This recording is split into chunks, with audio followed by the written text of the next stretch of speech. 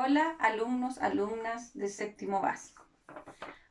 A través de este video quiero aclarar un poco el concepto de género narrativo, porque en las clases 6 y 7 ustedes tenían que trabajar con este contenido para poder hacerle un análisis narrativo de un mito, ¿ya? Por lo tanto, tienen que tener bien claro qué es lo que es el género narrativo. El género narrativo es una expresión literaria, ¿ya? Y como expresión literaria cuenta con historias ficticias que se van narrando, que nos van contando, a través de un narrador, que es un personaje que el autor crea para que nos cuente la historia. Y estas historias tienen una secuencia narrativa, o sea, tienen un orden, donde primero parte con la presentación del conflicto, ¿ya?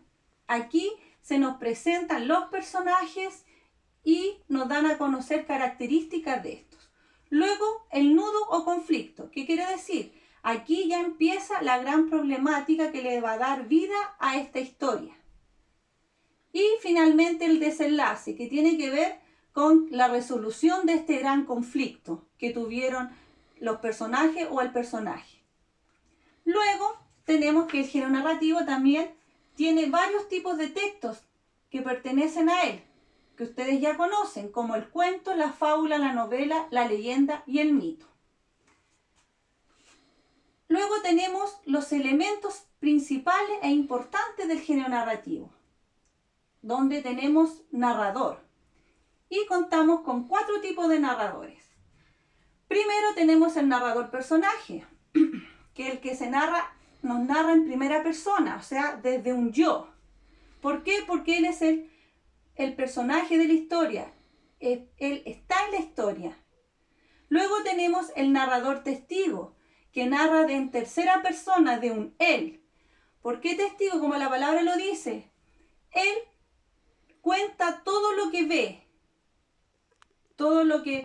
ve y escucha, pero no entra en detalle en cuanto a sentimientos de los personajes porque eso él no lo maneja.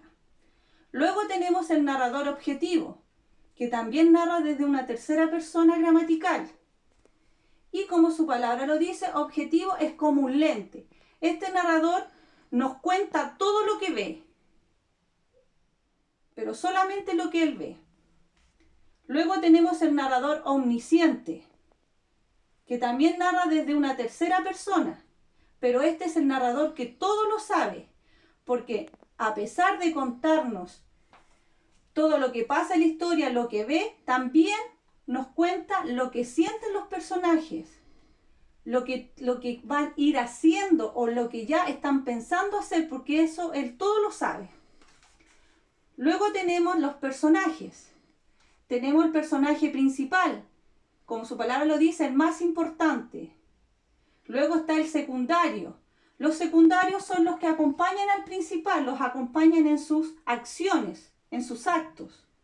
Y luego tenemos los personajes incidentales o esporádicos, que son los que participan a veces en algunos episodios y no son tan importantes. Luego tenemos el ambiente. Y aquí podemos distinguir 3 tipos de ambientes en una narración. El ambiente físico tiene que ver con el lugar donde ocurren los hechos, que puede ser una plaza, puede ser una casa, un castillo, puede ser una escuela, un bosque, etc. Luego tenemos el ambiente psicológico. El ambiente psicológico es el que se genera en el ambiente y tiene que ver con los sentimientos y emociones de los personajes.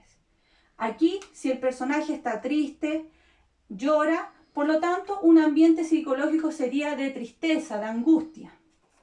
Luego tenemos el ambiente sociocultural, que tiene que ver con lo social y con la cultura. Y aquí están incluidas las costumbres, la forma de vida de las personas, incluso hasta la manera de comer o el tipo de comida que come. Todo esto está incluido en lo sociocultural. Luego tenemos el tiempo.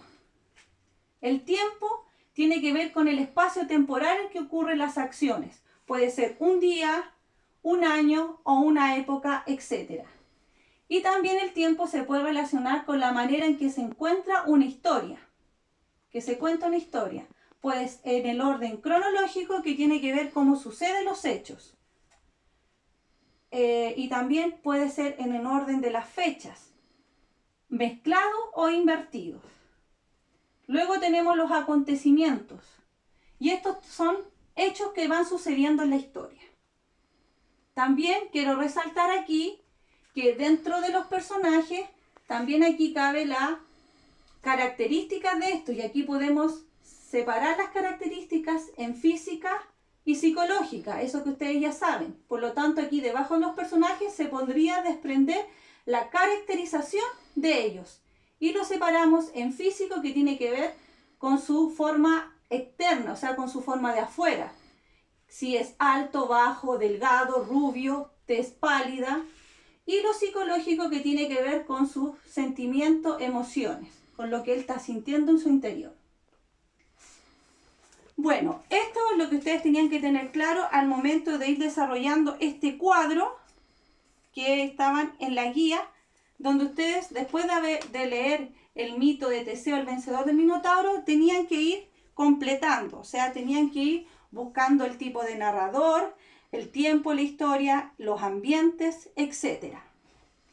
Este cuadro, como yo ya le informé aquí, va a ser revisado, va a ser evaluado. Y ustedes ya tienen la rúbrica en su poder, cómo va a ser evaluado, en lo que yo voy a tomar en cuenta al momento de revisar esto. Por lo tanto, espero que les haya quedado claro y que ya estén trabajando en esta guía. Nos vemos en una próxima oportunidad. Hasta luego.